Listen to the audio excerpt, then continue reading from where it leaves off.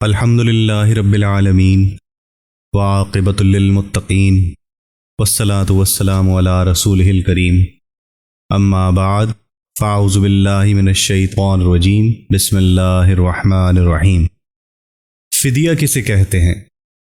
ایسا مسلمان مرد یا عورت جو بڑھاپے یا کسی ایسی بیماری جس کی وجہ سے روزہ رکھنے سے عاجز ہو اور یہ عجز دائمی ہو، ایسی صورت میں ہر روزے کے بدلے ایک مسکین کو کھانا کھلانا فدیہ کہلاتا ہے، اور فدیہ میں فقراء کی تعداد شرط نہیں۔ ارشاد باری تعالیٰ ہے کہ اور جنہیں اس کی طاقت نہ ہو ان کے ذمے ایک مسکین کے کھانے کا بدلہ ہے، پھر جو کوئی اپنی خوشی سے زیادہ نیکی کرے تو وہ اس کے لیے بہتر ہے۔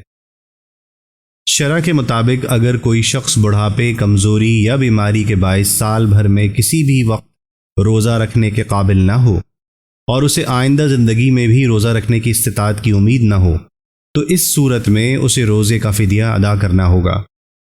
لیکن معمولی بیماری کی وجہ سے رمضان کا روزہ قضا کرنا اور یہ خیال کرنا کہ پھر قضا کر لیں گے یا فدیہ ادا کر کے یہ سمجھنا کہ روزے کا حق ادا ہو گیا، درست نہیں۔ رمضان کا روزہ اسی صورت میں چھوڑے جب واقعی روزے رکھنے کی سکت نہ ہو۔ روزے کا فدیہ یہ ہے کہ ہر روزے کے بدلے ایک محتاج کو 2 وقت کا کھانا کھلایا جائے، یا 2 کلو گرام گیہوں یا 4 کلو گرام جو یا غلے کی قیمت بھی دی جا سکتی ہے۔ فدیہ فی روزہ صدقہ فطر کے برابر ہے۔ مرنے والے کے ذمے اگر فرض یا واجب روزہ ہو اور اسے اپنی حیات میں قضا کا موقع میسر نہ آیا ہو، علاوہ ازیں وہ مالدار بھی ہو، تو جتنے روزے رہ گئے ہوں اتنے روزوں کے فدیے کی وصیت کر جائے تاکہ اس کے مال سے فدیہ ادا کر دیا جائے۔ اس وصیت پر عمل واجب ہوگا۔ اگر وصیت نہیں کی تو ورثہ اپنی طرف سے فدیہ ادا کریں تو بھی فدیہ ادا ہو جائے گا۔ فدیہ فی روزہ صدقہ فطر کے برابر ہے۔ حضرت ابن عمر رضی اللہ تعالی عنہ روایت کرتے ہیں کہ رسول کریم صلی اللہ علیہ وسلم نے فرمایا، جو شخص فوت ہو جائے اور اس کے ذمے 1 ماہ کے روزے ہوں تو اس کے ہر روزے کے بدلے میں ایک مسکین کو کھانا کھلایا جائے۔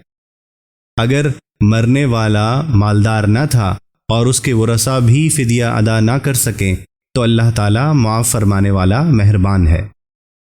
اللہ رب العزت سے دعا ہے کہ ہم سب کو دین کی سمجھ اور اس پر عمل، استقامت کے ساتھ عمل کرنے کی توفیق عطا فرمائے۔ وآخر دعوانا ان الحمد للہ رب العالمین۔